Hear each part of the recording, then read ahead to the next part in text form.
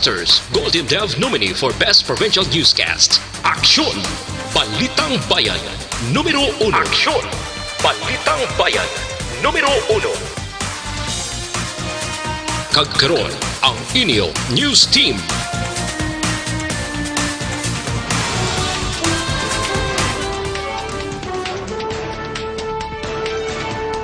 Sa ato nagapanguna nga mga pagulong dinalan sa mga balita lokal, duha pilason sa tropa sang militar matapos ang engkwentro nga nagluntad sa syudad sang Victorias kahapon lang adlaw. Anom ka mga persona nga benepisyaryo sang SAP kag 4P sa Bacolod kag probinsya dakop matapos na aktuhan nga nagapanahor. Sa balita nasyonal, padya para sa makadiskubre sang vaccine kontra COVID-19, ginpasakaan ni Presidente Duterte sa 50 milyones pesos. Pinakaunang nga kaso sang COVID-19 sa Bilibid napatay na. Maayong aga Bacolod, maayong aga Bilogabahin sang Western Visayas. Karon nga raw Sabado, Abril 25, tuig 2020. Ang inyong news team, Aksyon Eden Aboso. kag Aksyon Boy Duran, ang mga balita lokal pagkatapos lamang sila.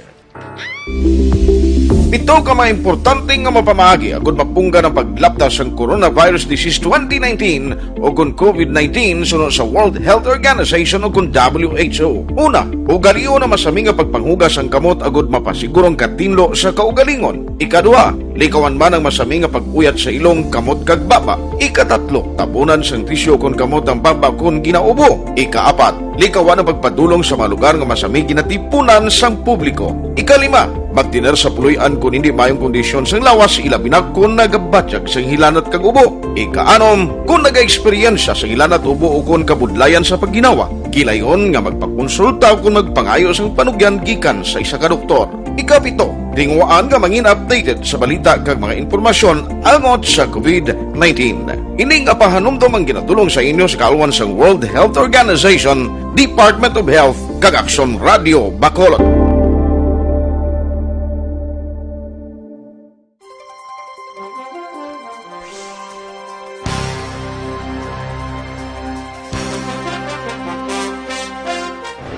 Aksyon! Balitang Bayan, Numero 1.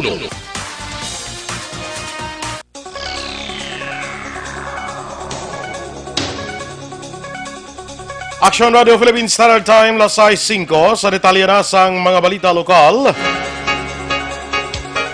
Duha ang pilason sa bahin sang tropa militar sa engkwentro nga naglawig sa kapin 30 minutos sa sitio Sibaca sa barangay 11 sa Gaokon Gawahon sa siyudad San Victorias. Malas 8:30 kahapon sa aga sa tunga sa 79th Infantry Battalion kay sa ginapatihan makatapo sa New People's Army. Sunod kay 3rd Infantry Brigade Commander Colonel Inocencio Pasaporte, ang nagkalapilasan ginkilala sa ilananday Corporal Rami Chiefe kag Corporal Louis Maghanoy. Yara naman sa maayong kondisyon ang duwa nga nakangkon sang daplis sa kilid kag igo sa tiil. Duwa pa ni Pasaporte, antes pang engkwentro nakabaton sang report ang tropa angot sa presensya sang mga rebelde akon sang rebelde nga grupo, rason nga ilagin kadtuan kag naktuhan ang mga ginapatihan mga NPA. Ginlagas ang tropa rason nga may bayluhan ay sang lupok nga natabo. Sa inisyal nga impormasyon nakuha ni Pasaporte, mayara sang apat ka napilasan sa bahin sang rebelde matapos nakitaan nga may ginaalalayan sila nga mga upod samtang nagapalagyo. Samtang recover naman sang militar ang duha ka improvised explosive device, duha ka blasting caps, isa ka bandolier nga may 5 ka magazine sang AK-47 nga kargado sang bala, isa ka bandolier nga may 2 ka magazine sang M16 nga kargado man sang bala, mga personal nga gamit kag submersibo nga mga dokumento.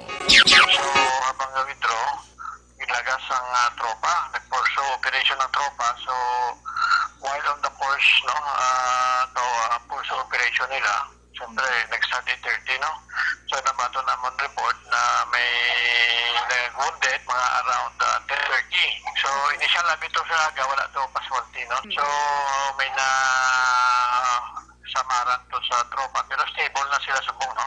Ang kabahin sa pahayag ni 303rd Infantry Brigade Commander Colonel Inocencio Pasaporte.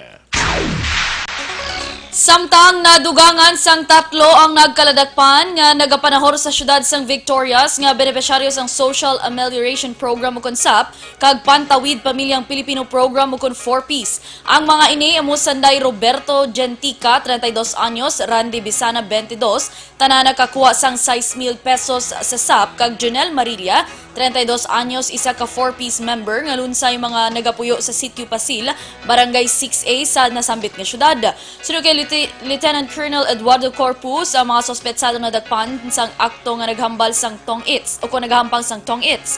Nakompeskar sa ila poder o kung sa ila ang lamesa baraha kag 250 pesos nga kwarta. Karon sini kay 14 na ang nagkaladakpan sa Victorias nga lunsay benepisyaryo sang gobyerno sa idalom sang ukon sa idalom sini nga krisis sang COVID-19. Dakop naman ang 8 ka mga persona matapos magtuhan nga nagapanahor sa proper sang Barangay Estefania diri sa syudad sang Bacolod. 5 ka mga persona ang kilala nga sanday Ronald Bilode, 27 anyos, Ernie Constantino, 31 anyos, Benny Arnaiz, 35, Chris G. Chavez, 31 anyos ang edad, kag Grande Solidad, 37 anyos, nadakpan nga nagahampang sang Pusoy. 3 naman nga mga persona na nadakpan nga nagahampang sang Tong-Its. Ang mga nadakpan ang musanday Hilda Cordova, 54 anyos, Marites Magbanwa, 46 ang edad, kag Edmar Belodo, 22 anyos. 2 sa mga nadakpan ang mga benepisyaryo sang Social Amelioration Program, kag ang isa naman benepisyaryo sang Pantawid Pamilyang Pilipino Program kon 4Ps. Nakuha sa mga nadakpan ang 2 ka bako ng mga baraha kag 1,552 pesos ka kwarta. Preso karon ang nadakpan sa custodial facility sa Police Station 4 para sa nagakaigo nga disposisyon. Dakop naman ang 2 ka persona nga may dala ginasuspetson shabu sa checkpoint sa Purok Bongavilla National Highway, Barangay Suay, syudad sang Himamaylan, Miyerkules las 6 o kon las 9:30 sang gabi. Ang mga sospetsadong ginkilala nga sanday Steve Arroyo, 29 anyos, kag Melvin Magtulis, 37 anyos, tanan nagapuyo sa Barangay Carabalan sa amuman nga syudad. Samtang nagapatigayan sang quarantine control check-up point ang otoridad kag mga Interagency Task Force for COVID-19, naglabay ang mga sospetsado kag sang usisaon may dala sang ginapatihan shabu sa kahita sang 2 kag iban pa nga drug paraphernalia. Sanday Arroyo kag Magtulis ang priso karon sa custodial facility sang Himamaylan PNP. Nadakpan man ang 2 ka mga persona sa bypass operation sa duhaman ka lugar diri sa probinsya sang Negros Occidental. Unang nadakpan si Jake Teodoro, 45 anyos, kag pumuluyo sa Purok Bulak, Barangay Poblasyon, syudad sang Bago. Nakumpiskar sa kay Teodoro ang balor 5,000 pesos nga ginapatihan shabu, cellular phone, 500 pesos nga buy-bust money, 420 nga cash, kag drug paraphernalia. Dakop man si Jason James Ponce, 33 anyos, pumuloy naman sa Zone 1, Sitio Bulacan, Barangay RSB, syudad sang La Carlota. Nakuha naman sa kay Ponce ang 3,500 pesos nga napatihan shabu, 500 pesos nga buy-bust money, kag isa ka motorsiklo. Ang 2 karon preso na sa custodial facility sang ilas ni tagsa ka mga police station.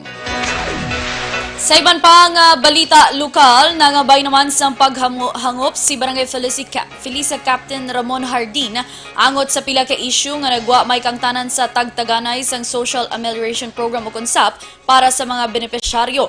Una diri nagreklamong pila ka residente nga antes pa man nagbaton sang 6,000 pesos, ginaligar nga ginapabalik sa ila ang 1,000 sa rason nga ihatag ini para sa 217 nga wala na dala sang SAP matapos ginsala sang DSSD. Ginatag man ni Adin nga wala siya sang intensyon nga malain kag ang matuod may mga plano na sila sa mga wala mahatagan kag wala nalakip ang ngalan. Sa piyak sini ginpasiguro ni Hardin nga sa masunod nga semana mayara siya sang sorpresa nga makabulig sa mga Felisanhon. Ginpahamtang naman ni Barangay Barago, punong Barangay Ricky Mijares ang panagtaganay sa kayuda sa ilas nga Social Amelioration Program sa simbahan nga nahamtang sa ilang barangay.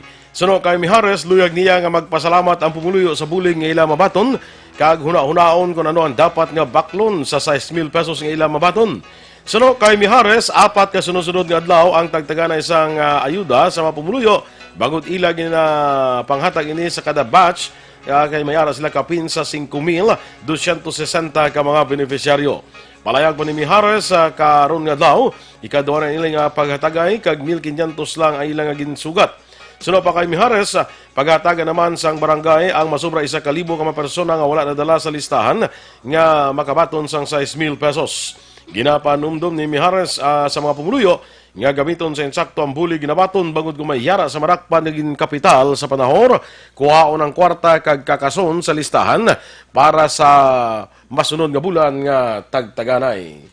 Pandam ko lang sa aton pumuluyo, no? Hindi man sila nga pandam, inyo man nga kung tani ang ginatag sinyo sa gobyerno, iusaron nyo lang sa gusto. Kaya kung hindi nyo na pag-usaron sa gusto, kag makita ka mo yung ginagamit na mo sa hindi gusto, iporpit na mo na, kung wala na bilin, lason nga trans hindi na kamo kakwa. Ang kabahin sa pahayag ni Barangay Banago Punong Barangay, Ricky Mijares. Aksyon! Balita! Sa katapusan nga balita lokal, naglambot na sa 905,000 pesos cash ang natipon sang masobra 600 ka mga kapulisan sa Bacolod City Police Office para sa Bayanihan Fund Challenge batok sa COVID-19. Sunod kay Lieutenant Colonel Ariel Pico, spokesperson sang BCPO, sa pagpanguna ni BCPO Director Colonel Henry Binyas, natipon nilang nasambit nga kantidad gikan sa sweldo sa mga personnel sa napulo ka police station sang BCPO kag iban pa nga mga units. Ining kabahin man sang programa sang Philippine National Police agon maghatag sang bulig sa gobyerno. Sunod kay Pico, ila na ginpadala ang kwarta sa Police Regional Office 6 nga amo naman ang maga-forward sa Camp Crame para ihatag sa gobyerno. Dugang pa ni Pico, kung magsigi-sigi pa ang COVID-19, mahimo makahatag sila liwat sang bulig sa gobyerno.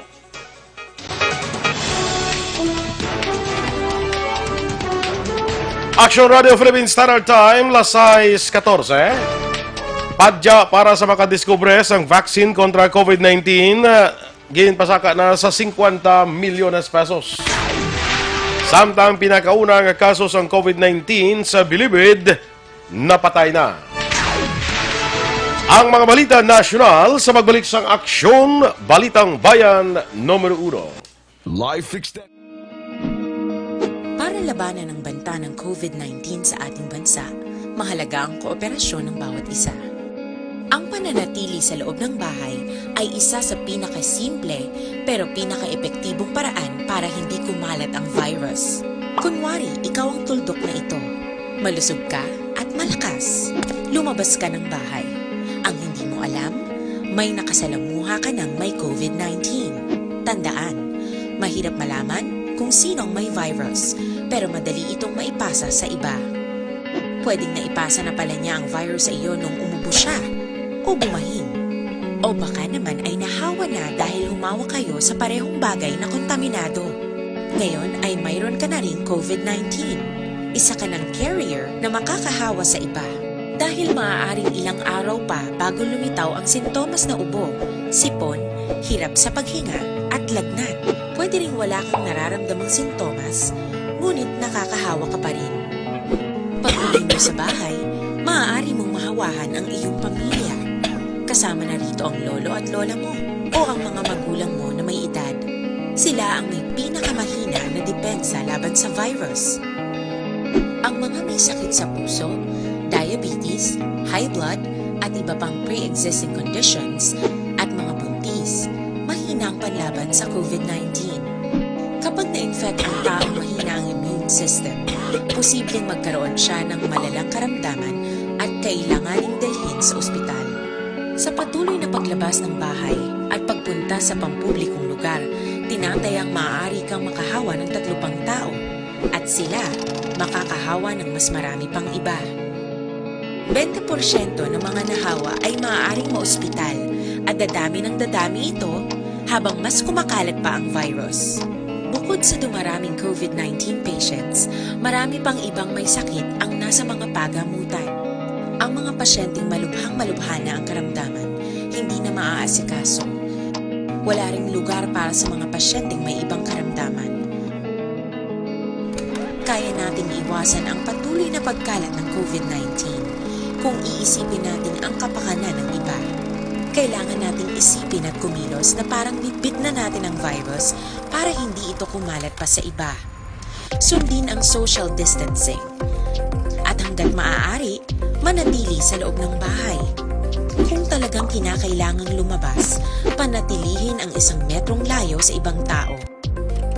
Maging malinis din sa katawan at sa kapaligiran. Parating maghugas ng kamay gamit ang sabon at tubig. At i-disinfect ang mga bagay na madalas hinahawakan. Ang mahalaga, mapabagal natin ang pagkalat ng COVID-19 para mas kakaunti ang mga kailangang magpa-ospital at mabawasan ang mga Pilipinong magkakasakit. Magiging epektibo lamang ito kung mananatili tayo sa bahay. Sundin ang social distancing. Isang maliit na sakripisyo para sa buhay ng kapwa nating Pilipino. Tulong-tulong tayo. Let's beat COVID-19.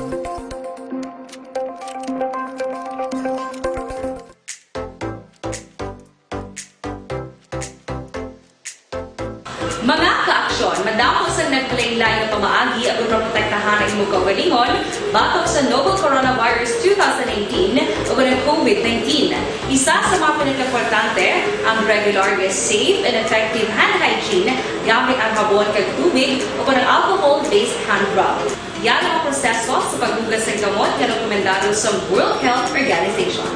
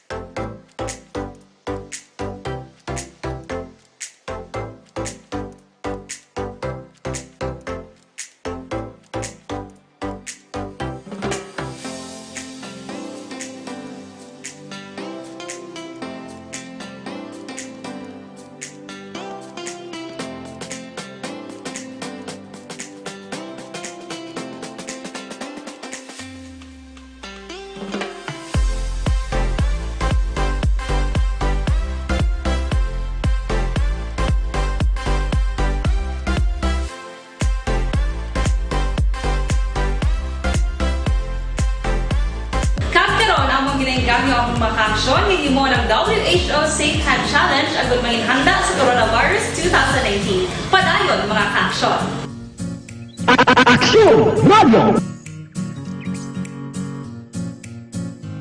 Mabuti ka malapit sa inyong lugar, pwede nyo mabakal ining Dr. Alfred's Pure Mangosteen Capsule and Tea.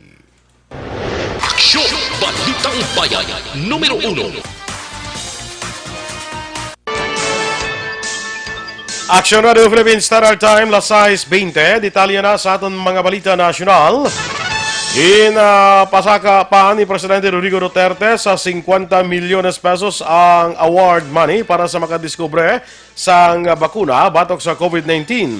Sunod sa Presidente, ang padya mahimo nga maglambot pa sa 100 milyones pesos kung malipay ang Chief Executive. Ginpahayag naman sang Malacanang nga nagtanyag ang Presidente sang substantial grant sa University of the Philippines Philippine General Hospital para sa pag-develop sang vaccine. Ang bugos nga kalibutan pareho sa karon nga pangita sang vaccine kag bulong para sa marasig nga kung pamatap na ang paglaptas sang COVID-19 apang may pila na ka mga na-test sa iban nga bahin sa kalibutan nga ginakabig mahimo bulong para sa respiratory disease. Naka-record naman sang pinakauna nga kumpirmado nga kaso ng COVID-19 ang New Bilibid Prison. Ginkumpirmado sang Bureau of Corrections sa ila Facebook page isa ka inmate ang pinakauna nga kaso sang COVID-19 sa NBP ang napatay sang Huwebes sang gabi. Dugang pa sang Bucor nga sa pihak sang istrikto nga measures nga ginapatuman humalin pa sa nagligad nga semana, wala ini nakapugong nga maka-record sang COVID-19 positive sa NBP. Ang nagpositibo nga inmate ang gin-admit sang Abril 17 kag napatay sa tong Abril 23.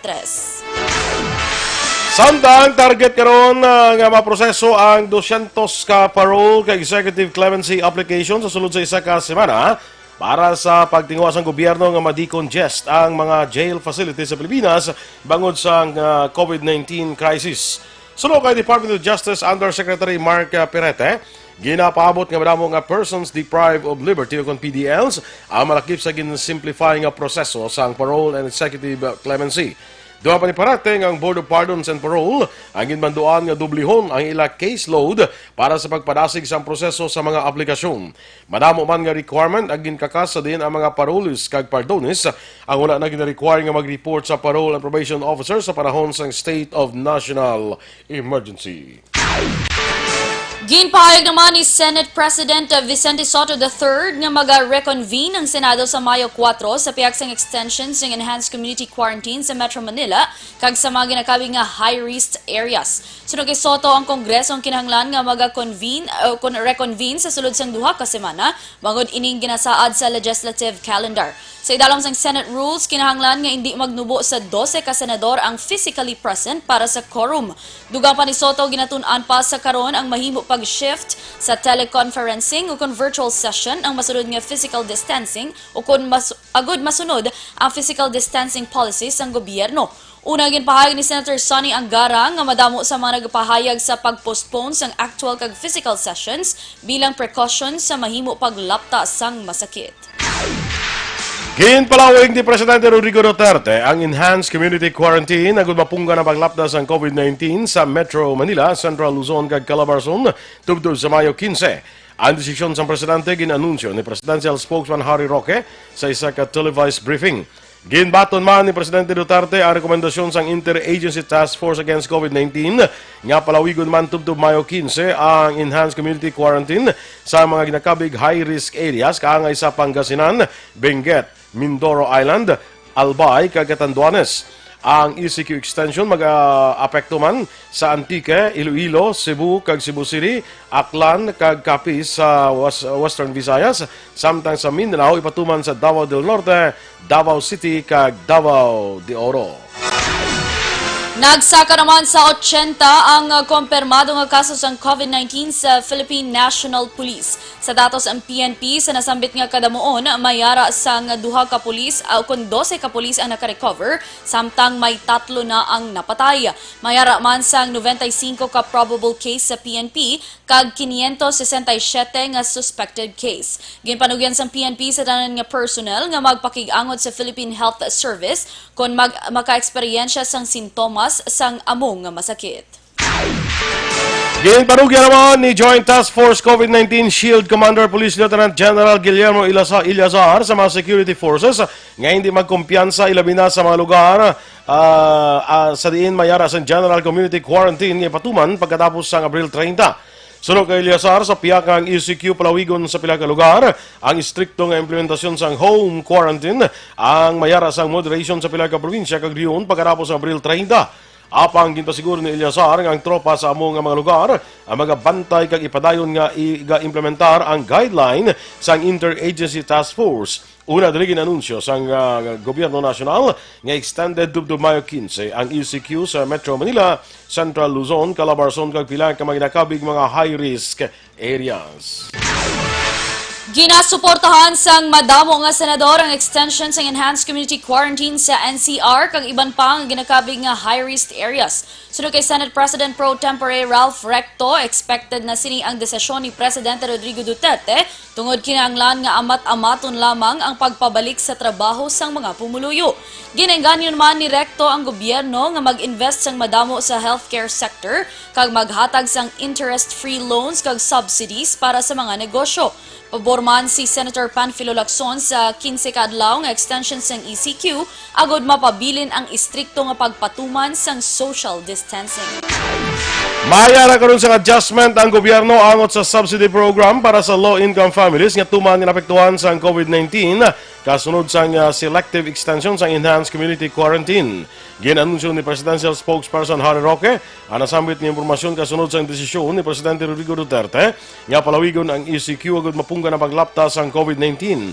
Sunod kay Roque, ginakonsiderar sa karon ang reprioritizing sang SAP cash subsidy sa mga lugar nga kalakip sa ECQ extension.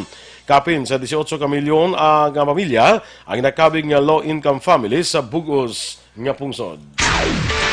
Sa iban pa nga balita national, madamo sang nagakaigo nga pamaagi agon ma-address ang enkwentro sa tunga sang tropa sang gobyerno kag komunista nga grupo. Inay reaksyon ni bagong alyansang makabayan ukon Bayan Secretary General Renato Reyes Jr. sa paandam ni Presidente Rodrigo Duterte nga magadeklarar ini sang martial law.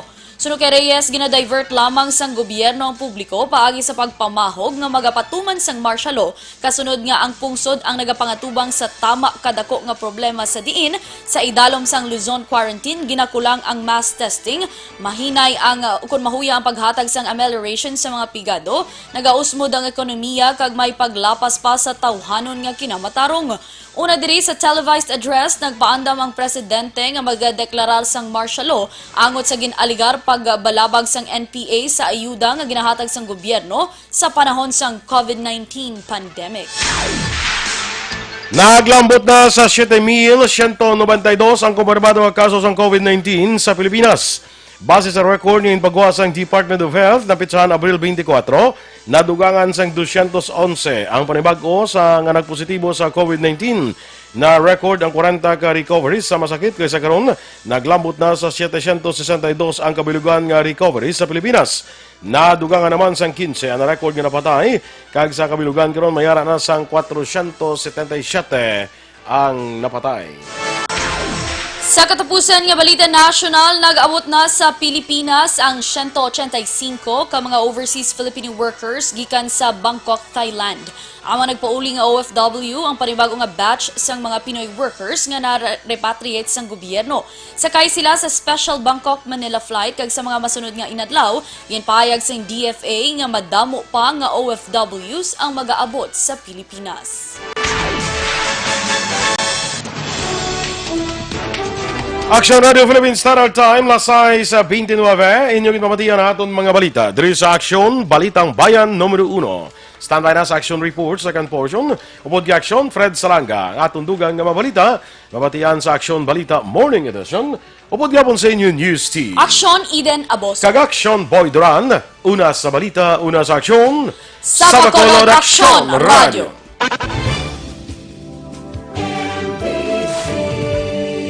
Manila Broadcasting Company. Sa balita, komentaryo, isyu, serbisyo publiko. Aksyon Radio. Sa Bacolod, Aksyon Radio. Aksyon Radio.